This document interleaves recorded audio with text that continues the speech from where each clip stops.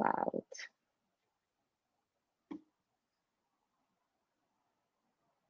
Perfect. Hello, everyone. Good morning, good evening, good afternoon, good night. I think we're all on all time zones. We are just going to get started. I'll maybe wait a few minutes and see if anybody joins, and we can go ahead. Hello, Fatima, how are you? I'm good. How are you? I am good. Good morning. I know it's very early. What time is it for you? Here in Toronto, Canada, it is 4:30 in the afternoon. Oh, beautiful. We're at 7:30 at the moment, 7:30 a.m. So, but what day is it? Is it Friday for you? Thursday. Thursday. Okay. So today's my Friday. Yeah, you had me worried because I thought I had a booking in the calendar for Saturday, and I thought, oh, I've done them on Saturday before, but then I lose part of my weekend. So I was very happy to know it was on a Friday. So it's a happy Friday for you, and for me, it's almost almost happy Friday. Only one more. Yeah, almost there. Okay, so I think we are good to go. We can get started, and people may be joining along the way. Sounds good. Okay, so for everyone out there, we are recording this session, so nothing will be lost from the juicy topics that we will go over. A few other housekeeping notes would be that for any questions you may have, please feel free to ask them, but please use the chat box. And we will be taking some time at the end of the session or throughout and just going through your questions. So no worries about nothing will remain unanswered. But for the purpose of kind of having a fluid conversation, ideally would be to keep ourselves on mute, not to have any background noises. So without further ado, just to start with a brief introduction of what why we gathered here today. My name is Zelinka Nicolescu. I am an ambassador from Canada within the PMO Leader community, which, as a side note, is a great place, very refreshing community to be part of within our profession, and with sincerely recommendation for everybody who is in the industry to check it out. There's so many resources available to us that really help us to really be excellent at what we do on a daily basis. And the membership is free, so that's one of the interesting perks about it. Everything is available for just being part of. And we also have the communities based on forums. We have peer discussions. We have excellent professionals like Fatima here with us today. Then we can always ask for advice, and those are the precious items that we don't really get these days. So as part of the PMO Leader community, one of the initiatives and one of the resources available to the community members is obviously a Books and Beyond podcast series. The first of which being today. My pleasure to be a host of this first episode and to have Fatima as our guest and to discuss with her about her white paper and also about to learn more about herself and hear more about all the excellent advice that she has to give for us. So Fatima, I think if you're okay, we would like to tell us a bit about yourself. Yeah, sounds good. Thanks for the introduction. And I echo everything that you just said about the community. It's why I decided to do the first episode, but also to be part of it in helping to grow that global presence for PMO leaders around the world and those that want to learn about it and how to best leverage those PMO leaders moving forward. A little bit about myself. So I've been in this project program portfolio PMO space for almost 19 years, actually. I fell into it by accident, had no idea what project management was until I fell into it in a really large global manufacturing company many years ago. And then I got thrown into a project, which I found out later what that meant. and just absolutely loved everything about it. I like the temporary the temporary nature of it, the defined end, etc.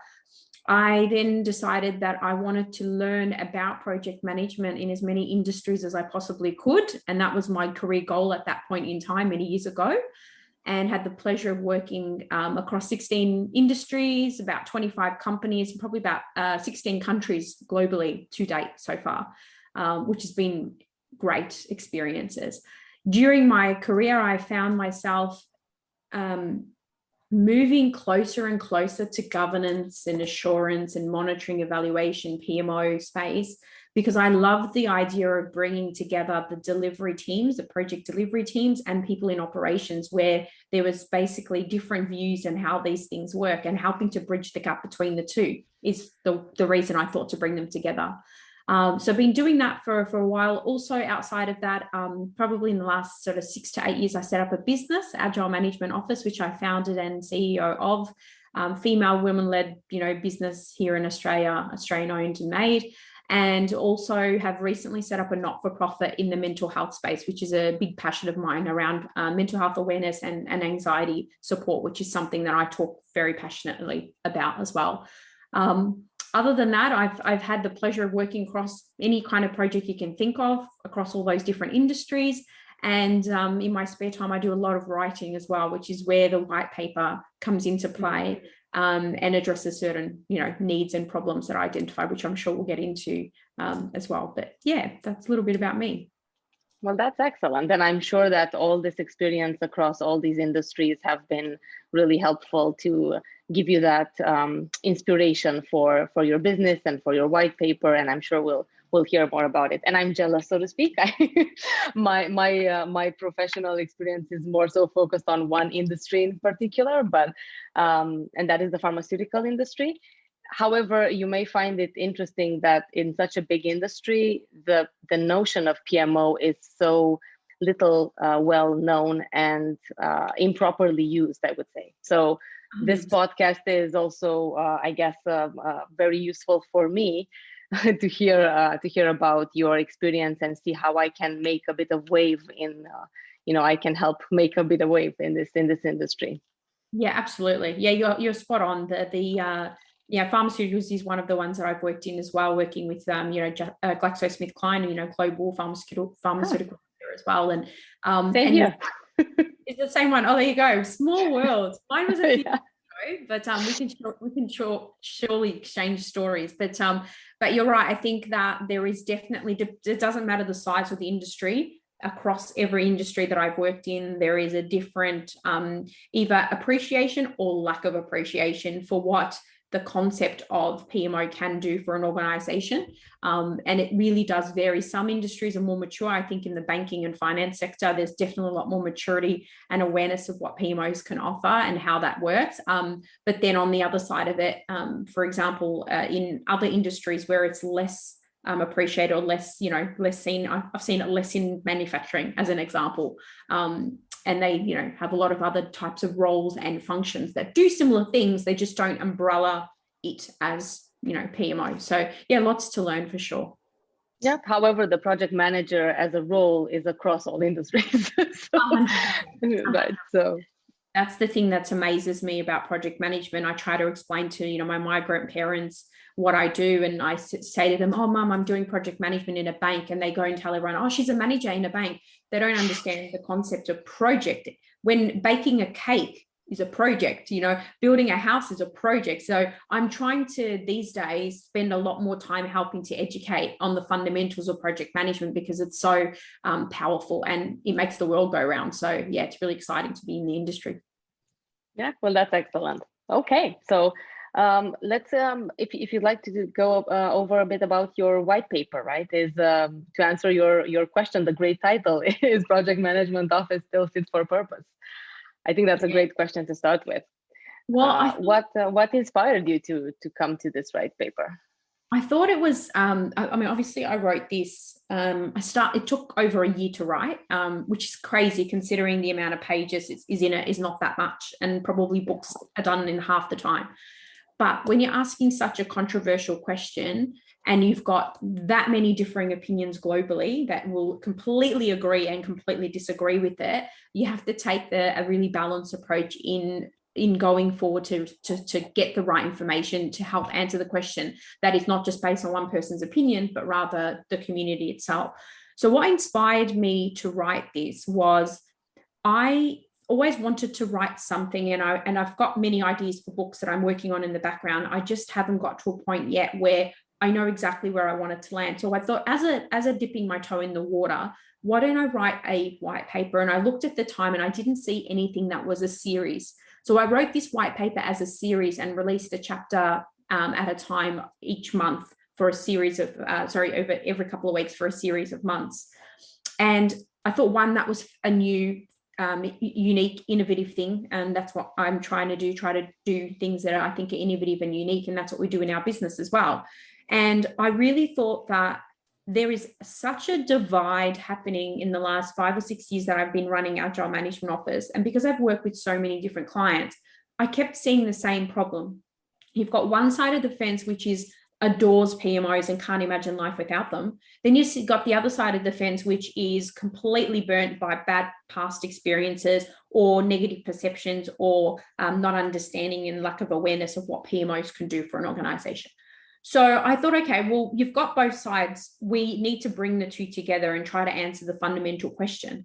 And the way that I wanted to do that is by looking at the research around project management in general. And I work with academics both here in Denmark, and also interviewed people across 7 countries to be able to formulate the answer to the question around whether the PMO in fact is fit for purpose. And it was the hardest thing I did, I think, professionally in a really long time. And when we got it out there, I was extremely relieved and very proud of the work that my team and I did to get it together.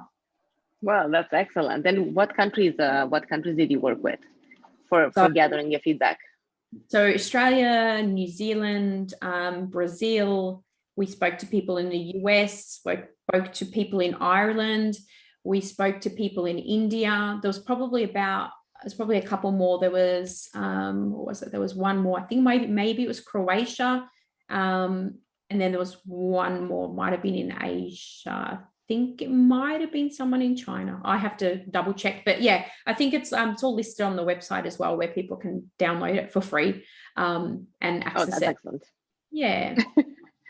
That's definitely. So your audience for this white paper would be project managers, obviously. That's part of it. Part of it. Yeah, part of it. Interestingly, though, so the people that I interviewed were practitioners, so project management practitioners, PMO, executives, as well as the academics that I spoke with that have been working and researching and doing the academic side of project management for a really long time. So I've got different lenses. So when I wrote this white paper, I actually was writing it as sort of a letter to executives, because the executives are the ones that can make or break the way that organizations' projects efficiency can work, by the people they hire, by the way they set up their project management functions, by the way that they fund them, sponsor them, and the same applies with how they work with their PMOs. So originally the thinking was, let me write something that's kind of like a letter to executives. But then at the same time, what I found is through the last 5 or 6 years of work we've been doing and developing out the AMO method, which is something that I apply across multiple industries, I also talk a lot about that, which means that the practitioners, the project managers, PMO professionals, and those that are coming up the ranks can actually leverage it as a tool to help them improve the way that they set up, run, or work with PMOs. Right, and that's a smart approach. Obviously, the leadership folks would be the ones that would be the decision makers, right, and have the power of making changes within their organization and their processes. So, yes, so exactly. It's the audience is wider than we, wider than just the project managers, which is great. Anything about the content? So, we would definitely like to hear more about the content. Well, because you said you have series. Yeah, because I decided to do it as a series, obviously I had to make the storyline of the white paper very logical, so that way we can basically on a journey go through it together to get to the end point. Now, I won't ruin the ending of what the answer to the question is. I'll let people read it. But what I wanted to do is when interviewing people, I wanted to take from them what they believe to be the biggest challenges and opportunities for PMOs globally. And leveraging that, I then culminated all of that data and all of that information, and along with my own insights and our team's work over the last 6 years, to then break up the story of the white paper into a number of chapters. Effectively, we've got 9 chapters. And out of those chapters, we basically have covered 7 key challenges globally that I think still apply today, even though I wrote this in the last couple of years. And they are starting with what I believe is now the hottest topic in PMO, which is how we govern in agile ways. And I always talk about putting the agility into governance, not the governance into agile, which is a big thing I'm spending time working on at the moment. Then we talk about, organizational misalignment, and that is where the executives themselves have a big part to play and really make or break the way that this support function can help an organization, all the way through to stakeholder needs, the disconnect between project management and delivery, PMO that's supporting delivery, through to what are the key things that are holding PMOs back, lack of training, which is why I love this community as well, because there hasn't been that much growing up, climbing the corporate ladder and working in PMO. There hasn't been really that much for people like me, people like us, to actually leverage. If you look at chapter 1 in the white paper, I look at the last 100 years and compare project management and PMO, and you'll see there's a vast difference between all of the support and all of the development and innovation in project management compared to that of PMO. And considering PMOs are, there to help support projects being successful, I actually ask a question in the white paper of whether they're actually holding project management delivery success back. And that's another story for another time. It seems like the project management is way ahead in terms of development comparing to the PMO, right? They're leaving them behind, which is somewhat strange considering the PMO should be encompassing the project management and providing that level of support and direction. Yeah, 100%. And if you think about it, like as a good case in point, if you think of the major players in project management profession, which we all know who they are, when you look at what the literature is around that, their methodologies and their frameworks and their the work that they've done, the PMBOK of the world and things like that, when you look at the earlier days of what was referenced in there that relates to PMO, it's very little. Even when you look at what was there in the scaled agile framework collateral early on, when they sort of initially came out, there was very little. I mean, it's evolved now, so there's a bit more for sure. But I mean, governance and PMO didn't even get mentioned at all. But then nowadays it's starting to become a need, because what's happening is organizations are realizing that, yes, they want to do agile ways of working, and yes, we want self-steering teams, and yes, we want autonomy, and yes, but when you think about it, we've got people that have different personalities, and the way that they work in organizations, you're going to get some people that are really good at that sort of stuff and are able to self-steer and all, but then you're going to have other people like my siblings, for example, who need direction, guidance, and steering. They're just never going to be, some of them are never going to be the people and organizations that are going to be able to do that. So we have to understand there's different personalities and different behaviors, and we have to understand that. So I think that there's definitely a lot of room to improve, and that's pretty much what's been my focus for the last few years now anyway. That's definitely, I think, a big challenge, but it's also interesting. 100%. It's an interesting challenge. So you mentioned earlier that it took you about a year to complete the white paper. Yes. How did you have support? Yeah, did you work with a team or? Yeah, so we've got a small team. Back then we were probably about 4 or 5 people. We're closer to 10 now. And we had to schedule where we had to first of all go out to market and find professionals and academics that wanted to speak to me to get interviewed, to provide input into this project. So we did that. And so I had some help, obviously, I actually identified the people that I wanted to reach out to. It was initially an open call for anyone, so it wasn't like selected people or anything like that. So that was really great. So it was really it wasn't a biased view from a particular lens or anything like that.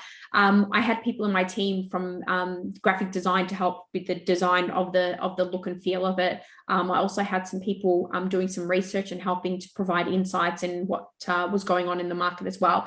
And then obviously we had some proofreading and just to make sure that everything, looked and felt right in terms of putting it together. Definitely had a lot of different insights and perspectives along the journey from the people that I interviewed that I mentioned in the white paper as well. Towards the end, I believe that they're referenced in there as well. So it was a big team effort. Everything we do in Agile Management Office is a team effort. We co-design and co-create almost everything. And that's what makes the way we work so great and makes us able to move as fast as we can. And be that, autonomous team that can support each other along that journey. So it was definitely a lot of hands on deck to get to where we got to.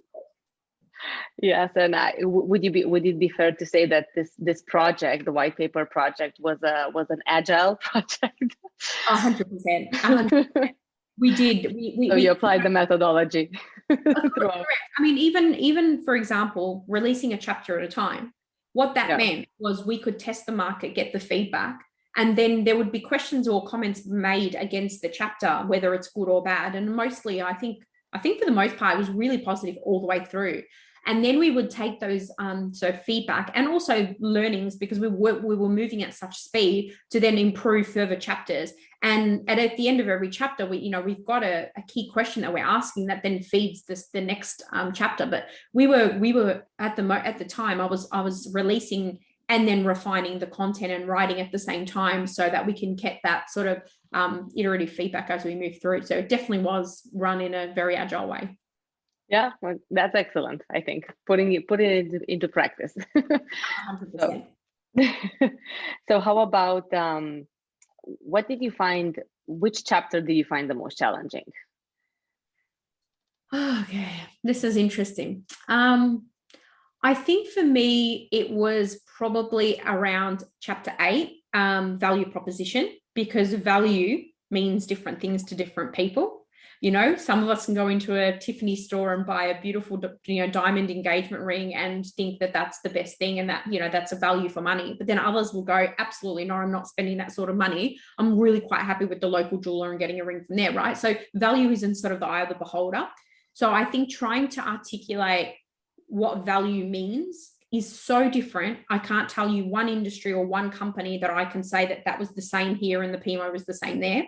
And I think the problem that PMOs have is and I know because I've done this before myself, with experiences we have, we then assume that what we did at this company in this industry is going to work in the next one. And we try to repeat the same thing. Even if it was successful, we try to do the exact same thing. And what I'm saying is, no, you can't do that, because that's not learning about the environment and the value that you need to provide to those people. Yes, we want to support projects to be successful. Yes, we want to ensure delivery, can move at speed and remove blockers and impediments and all of that sort of stuff. But trying to articulate what and how to find the value proposition was what I was emphasizing in chapter 8.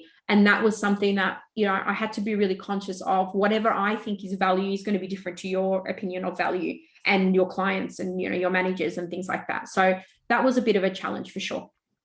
Well, definitely. I think I have to admit, I did read your white paper before. So I really appreciate I did not feel at any point in time that it was not accommodating any kind of mindset, I think. So it was a great one, but definitely see the challenge. It absolutely is short, which is great. And I think that's the thing. It's like dipping my toe, and I just wanted to, people may not have read it, and the good thing is it's still like, I'm so proud because it is still referred to. People talk about it. I give it to clients now. Whenever I meet a new client, I give them a copy. And then I get feedback about it. And it's, I only wrote it a couple of years ago, but we released it at the end of 2019. So the fact that it's still remnant now with what's going on, and actually probably chapter 2 around governing in agile ways is hugely relevant, I think.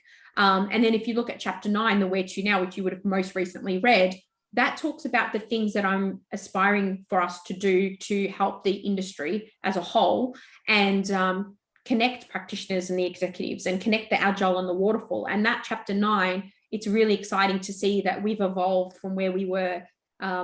What I wrote about and what's actually happened, which is good planning, I guess, to see where it's gone. And so it's really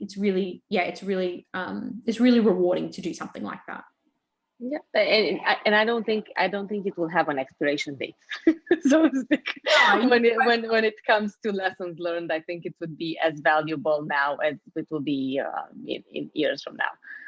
So I've definitely learned lessons in general in writing something, which is definitely something that I'll take on board for the subsequent writing journeys. Just curious, what was your inspiration writing mood? Did you have a different setup for each chapter, or how did it all happen? It was interesting because I've never written anything this big before, so I didn't know what to do or how to do it. So I like writing. I do a lot of blogs. I've got a monthly blog that goes out every month on LinkedIn, and I do lots and lots of writing, but I never had a style. But then when going into writing this, I had to do a little bit of research and just understand, how do you plan and prepare to write something. Now, I looked at things like how to write a book, because obviously this is the segue into what that could be. What I think was really helpful for me is I'm the type of person that I needed to have, a good couple of hours of flow, my complete undistracted time to focus. And what really was worthwhile for me is I like to listen. This might be interesting for some people, but I either listen to some really soft sort of like, it sounds like yoga music with no words, or I listen to Spanish speaking songs. So my husband speaks Spanish, but I don't understand as much of it as I'd like to. So when I listen to that, I love the beat, and it keeps me, motivated. But then the language obviously is not enough that I understand all of it. So I'm not distracted by their words while I'm writing my words. So it has to be no words or words in another language. And that's what really motivated me to kind of write away. But yeah, we chopped and changed. I think I originally wrote it as a full piece, and then realized, no, this has got to be broken down into chapters if I want people to be able to actually relate to the content and also absorb it before we then give them the opportunity to see the next piece. And I'm doing that with a lot of other things as well. It's that iterative approach and bringing people on that journey. That's excellent. I'm sure you had a lot of fun. I think that was the key message. Also focus, but also in a fun, maybe relaxed mood environment. I think focus is so hard to get these days. Yeah, I was gonna say, I don't know how fun it was, because it was really painful, if I'm honest. But I think the fun bit for me, I'm really good at. I enjoy grabbing data from lots of different sources and then bringing data to like we do in PMO. Risks, issues, change, comms, all of these things. We have to consolidate it and then distribute information in a way that's going to suit the audiences. And that's what I was doing with this. So I effectively was using all of the PMO skills that I've learned over the years to actually apply some of those to writing a white paper, which is, again, it's a project, and it was very transferable skills. Yeah, exactly. Okay, well, thank you for sharing that. And now that it's so it was published in 2019, the white paper. Yeah. So how did you promote it? How did you find the best ways to connect it with the audience? So my biggest audience is LinkedIn at the moment. So I've had a lot of success in getting information out there. But one of the first things we did is I put together a go-to-marketing plan.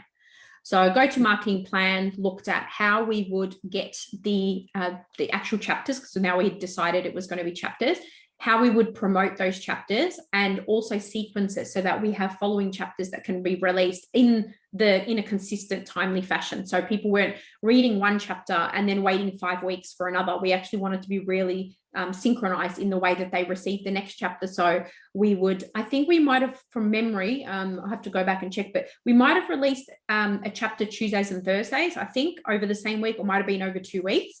So we had to prepare for that. And then we also prepared a lot of social media posts, predominantly for LinkedIn, but also for Facebook and Twitter.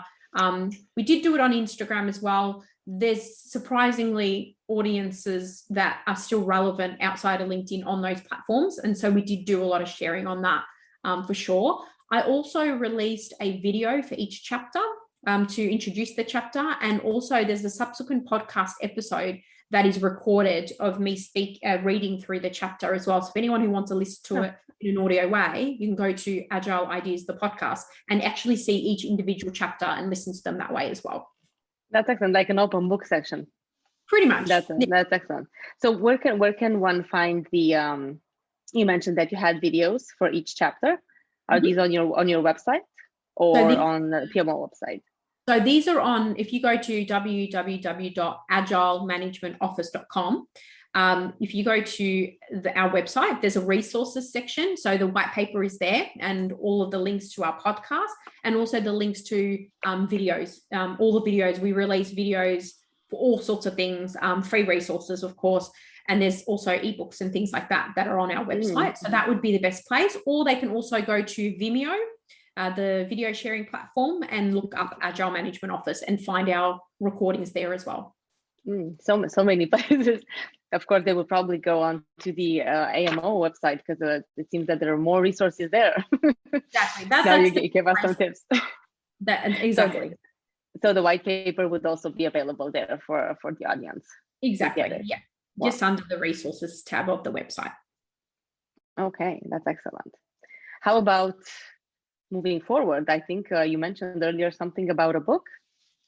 I've been talking about it, but because it's something so daunting and big, I'm breaking it up into bite-sized chunks over a really long period of time. So there's a couple of things I'm doing. So at the moment, I am working on a book that I'm writing that is a culmination of all of my work, and also specifically the last 6 years around agility, the AMO method, all of the practical side of how that is being applied into organizations. One organization, we applied my approach into Australia's second largest retailer and increased employee engagement by 15% in 12 months, which was unheard of, as well as winning Project of the Year last year, and also Professional Services of the Year.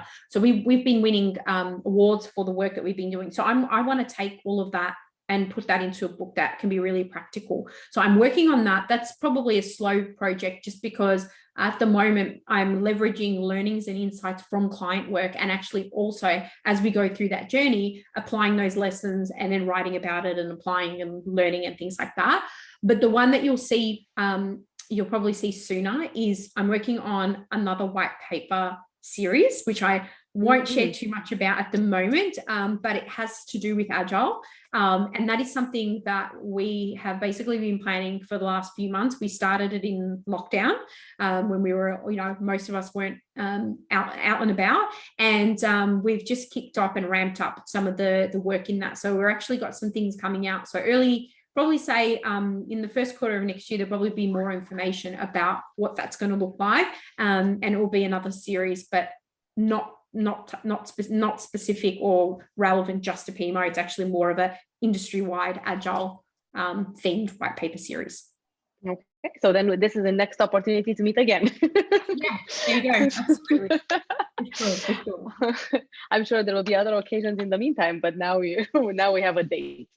Definitely. Sounds good. Lock it in. Oh, okay, well that sounds excellent. And thank you. I think I think there was a lot of questions for you, and you shared with us a lot of great details. I think maybe just to kind of sum up, is there anything, you were a new writer yourself when you started this white paper, any advice that you think, tips for anybody who would like to kind of go on the same path?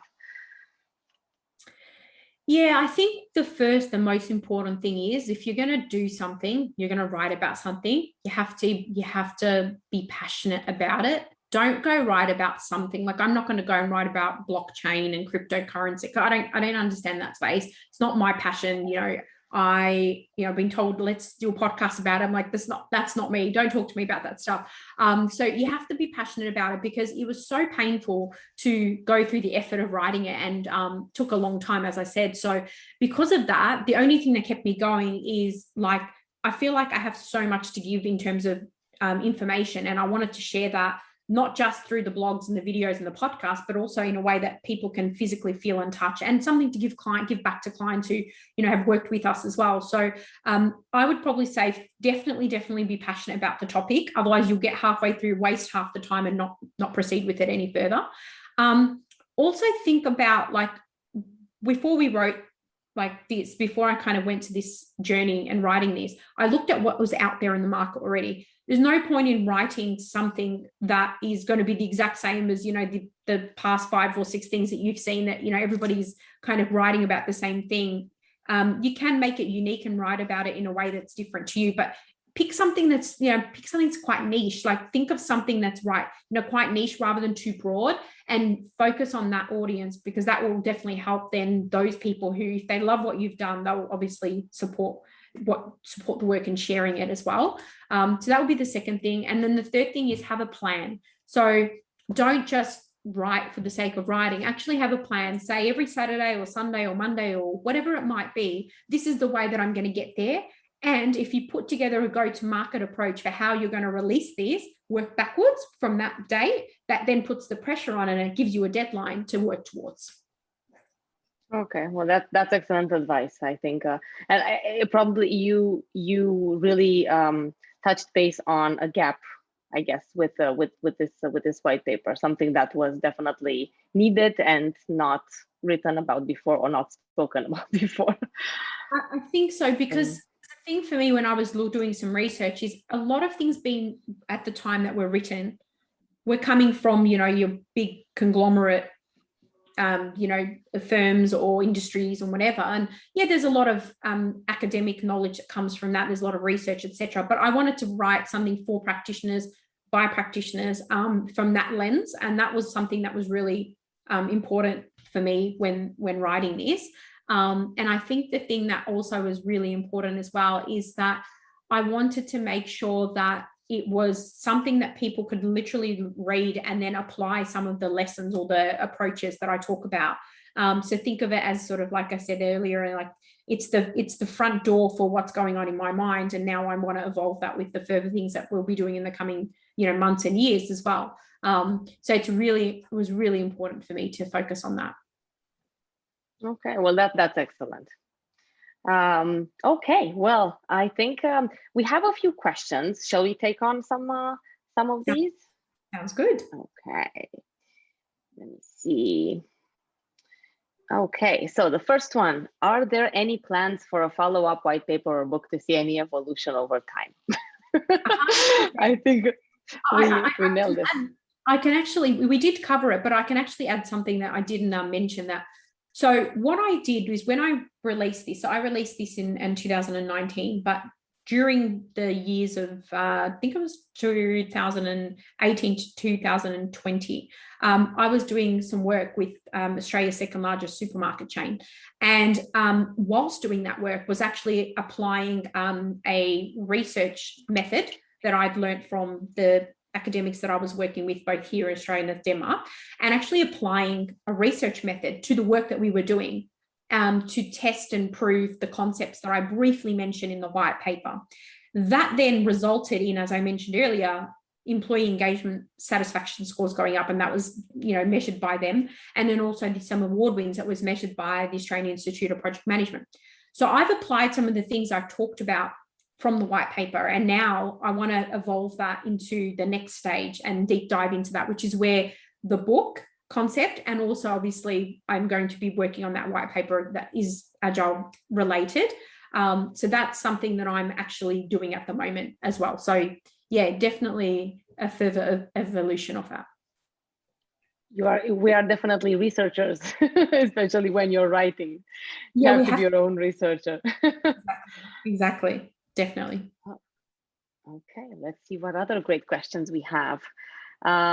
What does it mean for you to be an author within the industry? I've thought of writing about my experiences within the industry, but never considered myself an author. I don't consider myself an author, to be honest, as well yet. I feel like I'm cheating by saying I'm an author for writing a white paper. But then if you look up the definition of the author and, you kind of think, okay, maybe that's fair.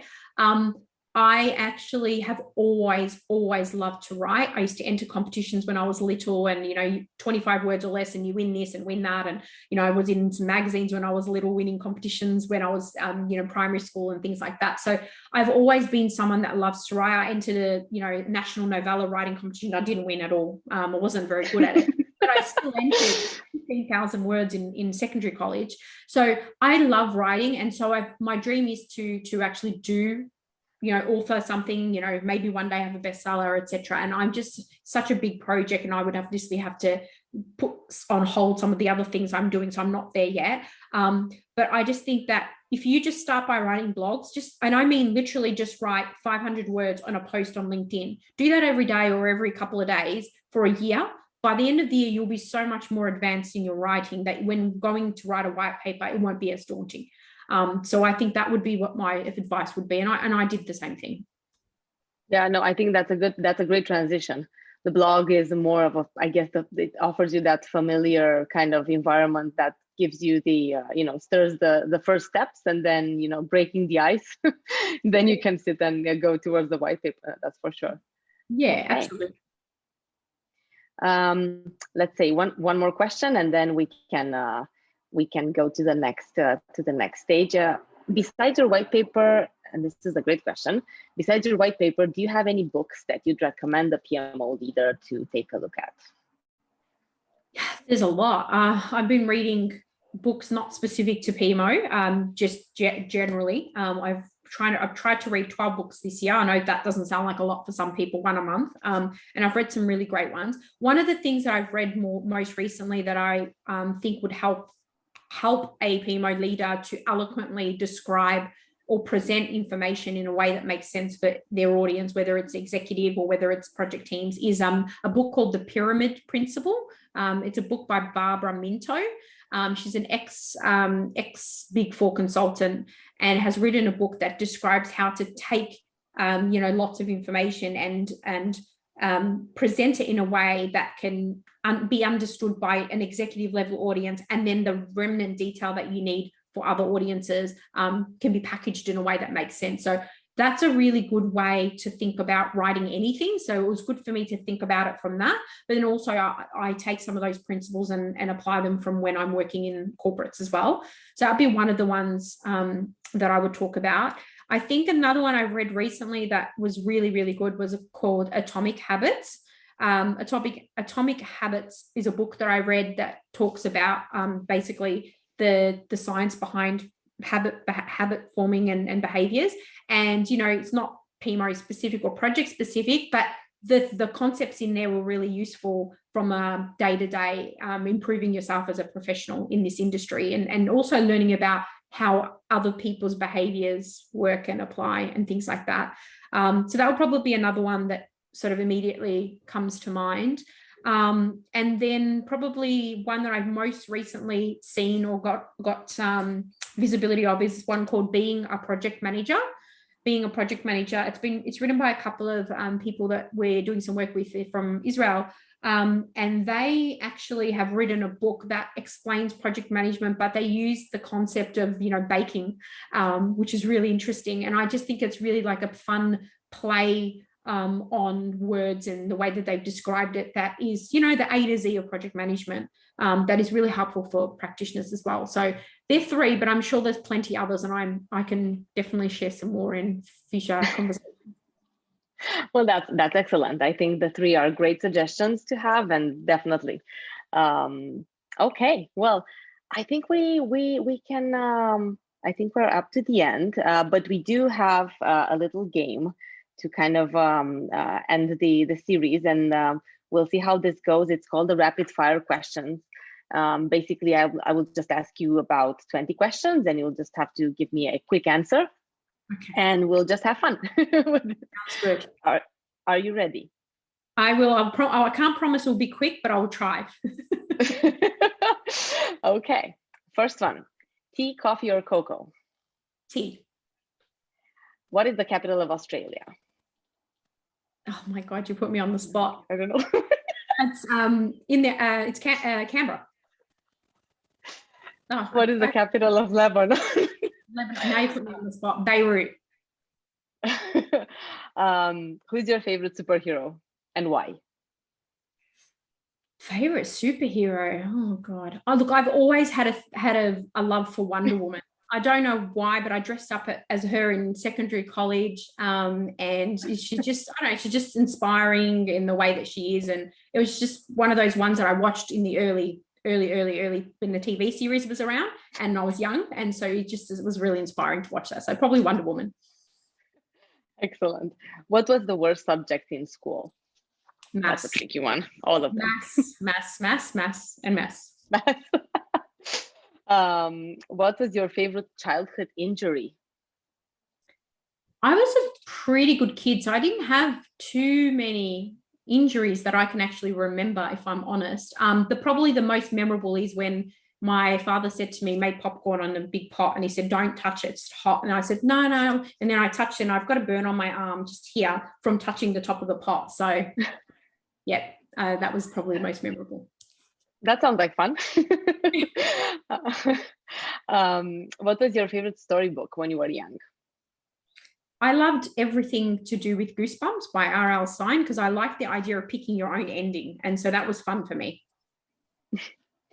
Strangest thing you've ever eaten?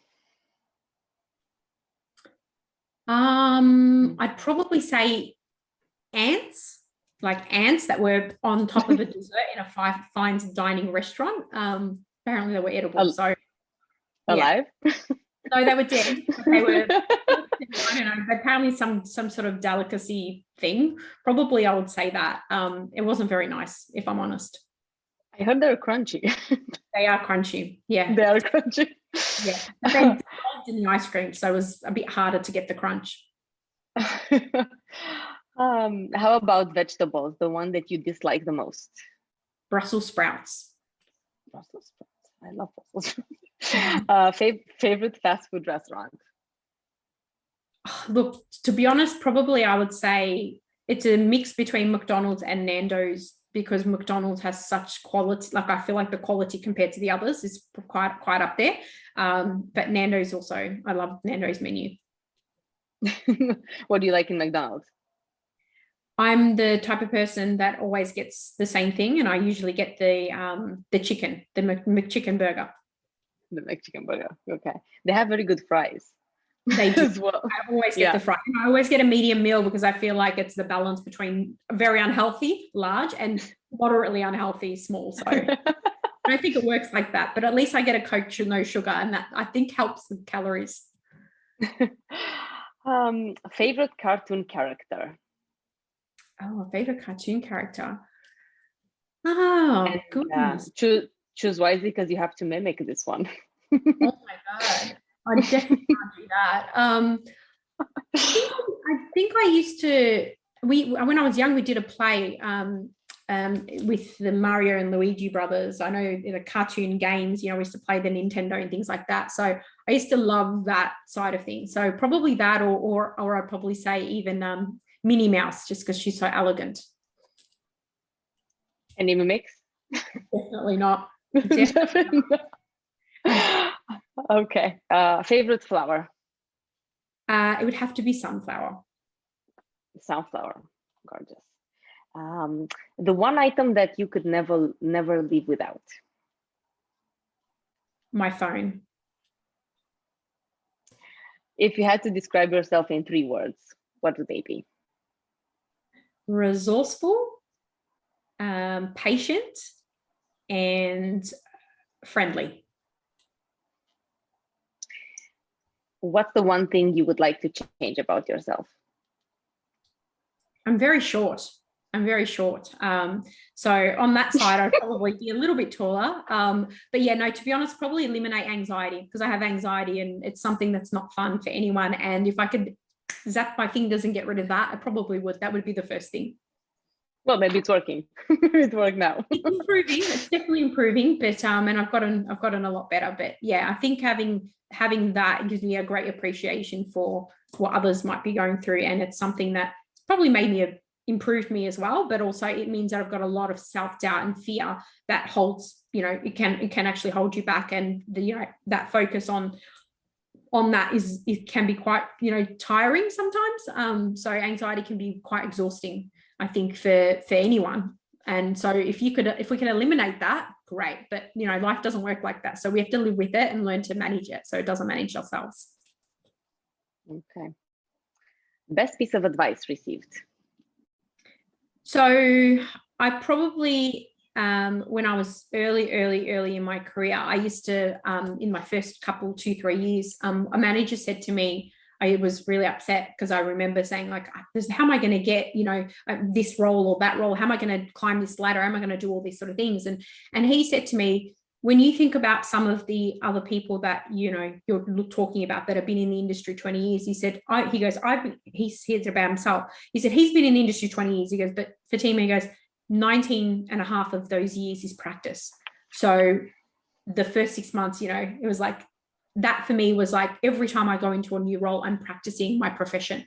And so it reminded me of that. It was more about, it's not the years that matter. So I don't hire for the years of experience anymore. I hire for how you practically apply what you're doing and how you work, rather than what you tell me you do. So that was really stood out for me. And he was a good manager. That's a great piece of advice.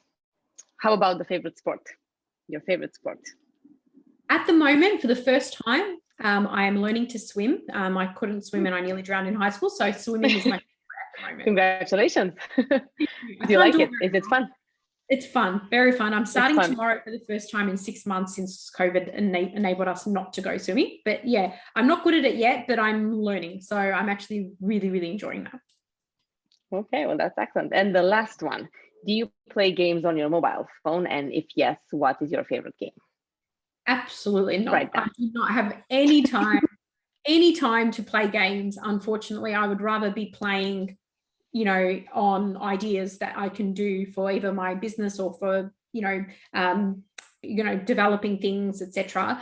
The one thing I do use on my phone a lot, and I use it pretty much every day, is I use the Calm app.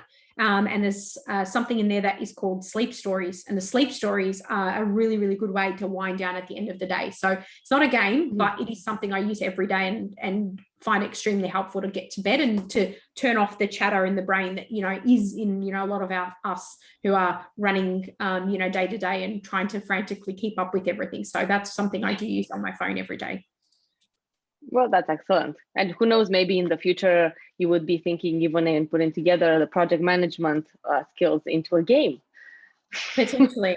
Definitely got some ideas there. I said to my business mentor, I just need to find a billionaire investor that will invest in all of the ideas I've got, and I'm sure they'll come off successful, but we just don't have a team large enough, and also the budget or the time available right now to do all the things that are on my crazy list of things to do. But I think there's 100 ideas also on my list. So I'm sure you'll see some more of that in the future.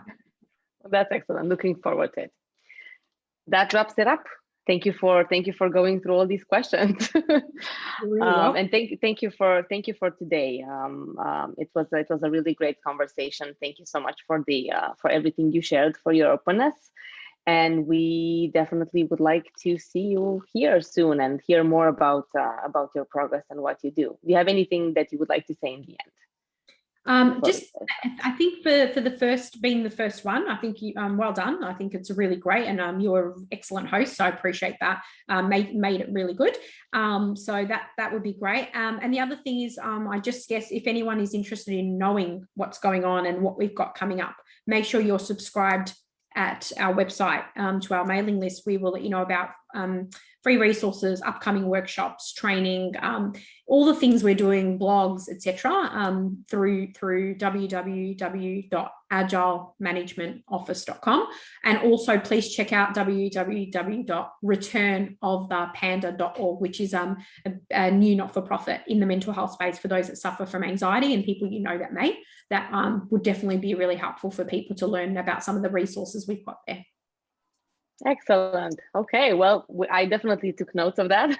Hopefully everybody else. Again, a pleasure having you today and being your host. Have a great rest of your day and weekend, and we'll be in touch. Sounds good. Thanks. Okay. Bye-bye.